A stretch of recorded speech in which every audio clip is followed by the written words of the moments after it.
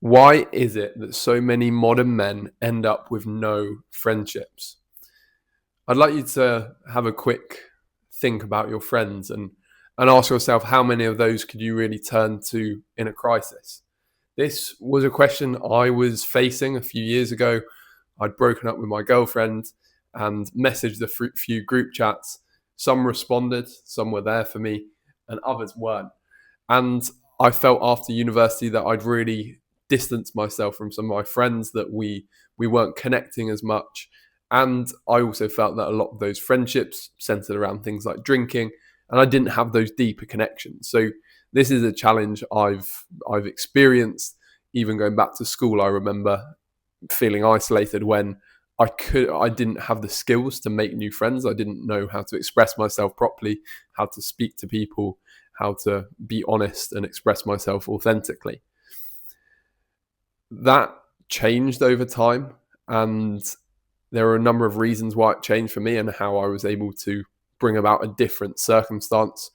After I'd had that experience, I tried different things. So one thing I did, I joined a football club, didn't actually find the right friends there. People were just interested in sport. It was quite shallow relationships and conversations. But then one thing I did do, which changed my life, was I started a men's group. And that brought into my life more and more connections from other like-minded men. And I'm going to share with you a bit about the journey, and also why I think men are lonely, having seen almost everyone who's coming to that group wants deeper male connections. They want to be around the right people who are going to help them grow, who are going to push them, who are going to support them through life. These are things that we all want. And I think one of the hardest things about male loneliness and isolation is admitting it to ourselves. We have to admit that weakness. And if you're at a stage in your life where you don't have those connections, one of the things you maybe struggle to do is ask for help and express yourself authentically. Because this is a problem I had throughout my life, where it was really difficult for me to say to my parents, say to anyone around me that, look, I feel isolated, I feel lonely. And this is probably the first challenge why men do feel isolated. In every sense of the word, I had a loving childhood and I had friends around me for most of that childhood. I had periods where I was more isolated, but unfortunately we're not taught when we're young, but in the majority of cases we're not taught what it means to express your feelings and ask for help and say, look, I don't know where to meet the right people. Where can I do that? And a big part of this as well, linking to what I said, that for us as men to really step out of our comfort zone and express that we're struggling to make the right connections, that's one thing. There's also another step, which is actually going out there and taking action. So there are two main reasons, I think, why as men we're feeling more isolated than ever. I'm sure we've all heard the stats that more men are isolated. Maybe they're not seeking out relationships. I think the first part of this is circumstance. I think we look at our parents' generations. There were more clubs and places people could go, social clubs, where it's a low effort thing. You just turn up, someone else is kind of organizing it. That's part of the fabric of society. So that makes it easy. That being said, these places do still exist. It's just finding something that was right for you. And for me, I went out there and created something, because I didn't easily see that there was this space for brotherhood and space for connection that was easy to obtain doing things like sport. And sport for men is massively important. With almost all my friends, I'm almost, in a lot of cases, doing some activity. We like to bond over an activity. But it's also the type of men that may be attracted by certain sporting activities. If it's football, it's going to have a big drinking culture in the UK. So that's something to be aware of. So it's firstly finding the spaces. The spaces aren't there. So it's definitely, I would say, harder than maybe my grandparents' generation. there'd be dancers on, there'd be social events you can go to. And many of us also living in cities nowadays, maybe that makes it harder as well. There's more of an isolation. I think technology plays a role. So there are all these factors that contribute to why men are feeling isolated. But where we have to turn our focus to is the internal side of things. How can I, as a man, change my environment and find those people so that I do have that person I can turn to in the middle of the night? I can give them a call, or at least when they wake up, I can message them. I know they're going to support me, they're going to get back to me, and they're going to care about my well-being. So we have to accept we can't control the environment too much. I mean, admittedly, in my case, that was the way I went.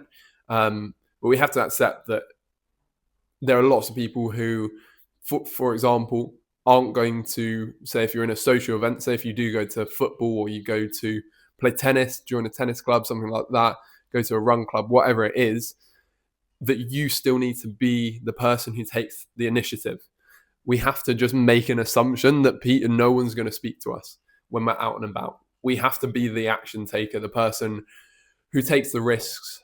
And the thing is, for a lot of people, that's a big jump. Maybe our parents don't teach us this. Maybe schools don't teach us this so much. But it's very freeing when you do become the person who takes the action in social situations. I think of my men's group, and I built so many friendships from that. And part of it is because I've created this space for men. Yes, for myself as well, because I wanted those connections with people who are talking about deeper things than just kind of the surface level. So I've taken that initiative, and then I think the people in that group have always respected me and looked up to me in a way, because I'm the person who's created the space. So, and from the place where my parents used to describe me as a shy kid, where I made that jump from someone who's shy to, oh no, I do have to take action, otherwise I'm just going to be stuck in the same position. That's a jump, and there's a lot of mental challenges that come with that. I think back to an example as well where in my life I would delay taking that action with almost everything, and we all get into this habit, and we think, oh, when I move to the city, or once I get the job, or once I have my girlfriend, then I'll prioritize the friendships in my life, building deep and meaningful friendships. And that's the biggest trap, that when we're someone who gets into that habit of delaying taking action, delaying being vulnerable, saying, I don't have those proper friendships right now. I don't have the skills to go and speak to people. I'm really scared. If we delay it, admitting this stuff, what I'm saying, is uncomfortable, and it's very easy to delay it. But we need to accept that our situation will only change significantly if we take action. And it's very easy to delay years and years, and you find other coping mechanisms. Maybe you're missing that lack of connection, and you use technology, you use drinking, you use partying, whatever it is, to avoid yourself from facing that question of, where are my true friends? Why do I not have these people? And another thing I'd also invite you to look at is, you probably, in your network and the people around you, there are probably people who appreciate you, who value you as a friend. So if you've clicked on this video, you're feeling that maybe there's not really anyone around who cares for you, I'd invite you to just have a think about who is in your life, because I think oftentimes those people are there. And for me, looking back, they were there. I didn't have the skills to ask for help, ask for deeper support. And again, it comes back to us and how much we can express what we're feeling in a clear way, so that other people understand what we're going through and what we're experiencing. And strangely enough, when I went back to England, I'm out in Vietnam at the moment, I went back and spent time with my parents. And I didn't see too many friends. I'd just had a surgery on my knee down here, and I didn't see too many friends. But I was quite open with my parents. I was really happy to be there. And compared to when I was a teenager living there, I was much more able to feel like a sense of community, because I could, if I had a bad day at work or I was feeling flat, then I could speak to them.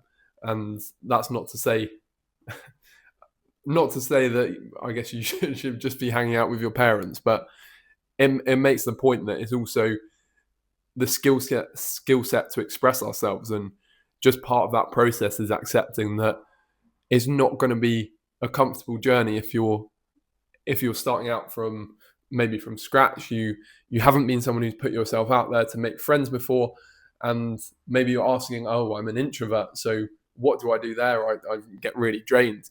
I mean, same for me. I'm somewhere in between, but I'm always like 60% introverted and 40% extroverted. It's also, I think, as I mentioned, it's so much about what can I do today. Even if it's just the smallest step, if you're very daunted by doing something that's higher risk. So, say if you're like the highest risk would be going out, approaching people, saying hi, nice to meet you. You're talking to people at the gym, for example. That's higher risk than maybe just going to a group event. Say there's a group exercise class in your town, group meditation, something like that. You just go, and something that's really helpful for me is giving myself an option to walk away. So if you don't feel like it, you're feeling really nervous, you're not up to actually going out, just walk away. Just give yourself that option. Give yourself the option to go there and not talk to anyone. And then at least you're taking that step to put yourself in the environment. Later down the line, you can build on that and develop your confidence. I think this practice of getting better at being a friend as well is important. Thinking, how can I take actions that, again, are uncomfortable? Things like messaging your friend. If you don't message your friends, checking in on them, how are you doing? Then that's also a challenge for us as men. It's vulnerable. It shows we care, and sometimes we don't want to show we care. We want to be quite nonchalant. We want to act relaxed or cool. But some of the best moments in my life have come when I've taken that initiative or done something that's out of the ordinary. You just build that tolerance to doing uncomfortable things over time. And it doesn't have to be a linear journey. Like for me, I've had times where I'm really going for it, and then times where I'm sort of I've taken a step back, and then I just get back on it. So it's always about being honest with yourself. I would take a reflection and write down who your friends are, what are the things you can do in your area, what are you actually interested in. These are all things we can do as men to help with that experience of not having the right friends or feeling isolated. The thing is, look, it's normal. I think most men at some point in their life will feel that technology is keeping us separate. It's difficult to make those deeper connections, but we need to take responsibility for the situation and almost look past our environment. Obviously, if you're in a really small town, then and even in that situation, I was going to say, if you're in a small town, move to a big city. But I think even in a small town or a small village, there's opportunity there to make connections, even if that's in nearby towns. And just have a think about your current situation. But I think male loneliness is very normal. But fortunately, from my experience, there's something we can do to change that. I have the feeling that I have people I can message. I have people who I feel know some of my deeper challenges and things that I've experienced, who've been there and supported me. That, look, I don't message these people all the time. So there's always more we can do with it. But I feel I have built up those connections in my life. So I hope that's a good reflection. Hope it gives you a bit of hope and confidence going forwards. I wish you well on your journey, and take care. I'll see you on the next one. Goodbye.